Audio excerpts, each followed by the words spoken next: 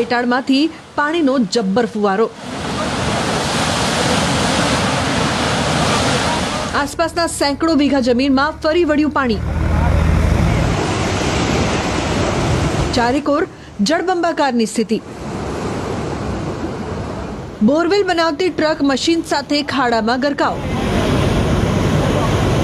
એક ખેડૂતના ખેતરમાં બોરવેલ બનાવવા માટે ડ્રિલિંગ મશીન શરૂ કરાયું।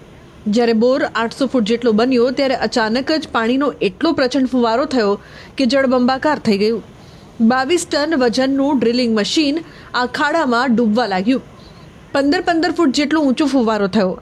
જમીનના પેટાળમાંથી અત્યંત તીવ્રતા સાથે પાણી બહાર ફેંકાવા લાગ્યું। જાણે કે પેટાળમાંથી નદી ફૂટી નીકળી હોય એટલી હદે પાણી વહેવા લાગ્યું। 30 કલાક બાદ પણ પાણીનો આ પ્રવાહ અટક્યો નથી। આ સ્થિતિના કારણે આસપાસમાં હવે ભયનો માહોલ